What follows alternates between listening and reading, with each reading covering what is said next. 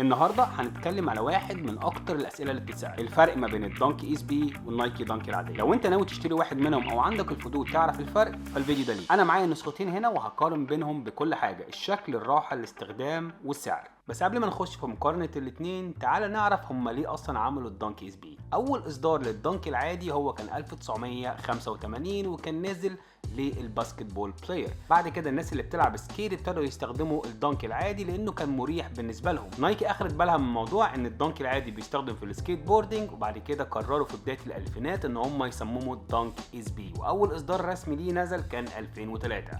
المهم بقى تعال نخش في الفرق ما بينهم. اول فرق واضح هو التصميم وتحديدا التانج او لسان السنيكر.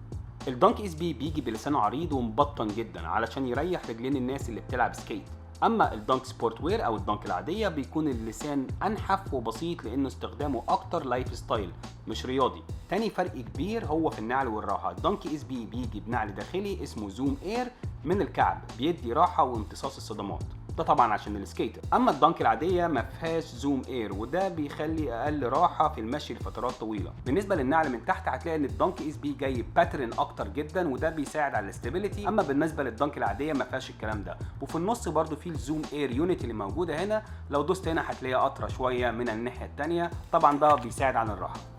في الاغلب اصدارات الدانكي اس بي الجلد بيكون بجوده اعلى سواء نوبك او سويد او حتى فول جرين ليذر، ده لان السكيت بوردنج بيحتاج سنيكر يستحمل الاستخدام الكتير. الفرق اللي انا شايفه اختلاف كبير جدا وده اللي بيخلي الدانكي اس بي ان هو يعيش معاك اكتر لو انت بتعمل سكيت بوردنج. هو بيجي في الخياطه والرباط اللي موجود فيه برضو، لو خدت بالك هتلاقي الرباط بتاع الدانكي اس بي تحس ان هو ملفوف ومدور وفيه ناحيتين وفي النص فيه سفنج، وعشان كده الرباط بيستحمل معاك اكتر في الاس بي. وغير كده طبعا الاس بي دايما بيجي معاه رباط تانية، وفي نفس الوقت المكان اللي هنا ده بتخبي تحتيه الرباط علشان لو بتعمل سكيت بوردنج طبعا ده ممكن يقطع رباط بسهوله فبتخبيها بالجلد.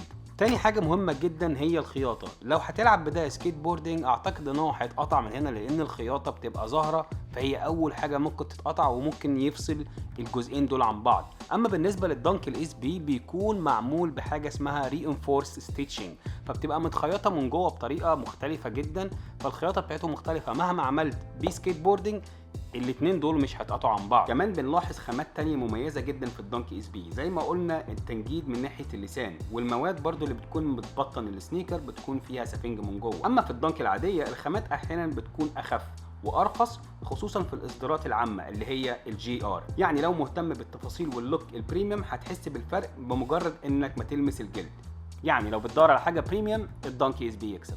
حبيشه انت مش عارف ان اللايك والسبسكرايب بيساعدوا جدا في الشانل؟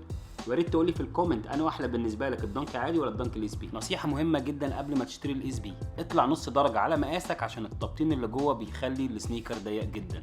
بالنسبه لسعر الاثنين الدانكي اس بي غالبا بيكون اغلى وبيكون نادر جدا انك تعرف تلاقيه على الرف على طول، طبعا بيكون معظمه اتباع جدا خصوصا الكولابوريشن بتبقى اتباعت تضطر تدفع حاجه اسمها ريسيل برايس اللي هو بيكون اغلى بكتير قوي من السعر اللي اشترى بيه الشخص. اما بالنسبه للدانك العاديه دي بتلاقيها موجوده في الرف احيانا، تقدر كمان تجيبه في ديسكاونت، ومش معنى كده ان الدانكي اس بي مش موجود في ديسكاونت، ساعات في اصدارات بتنزل ما يكونش عليها هايب بيبقى عليها ديسكاونت. طبعا سعر الاثنين بيكونوا قريبين من بعض لو هتشتريهم بالريتيل، فسعر الدانكي اس بي هو $130 اما العادي هو $119.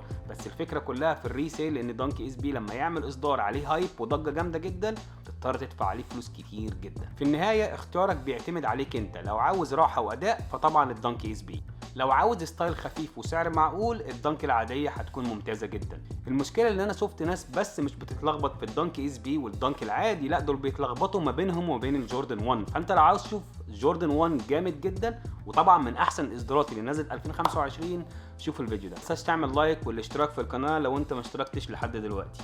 السلام عليكم.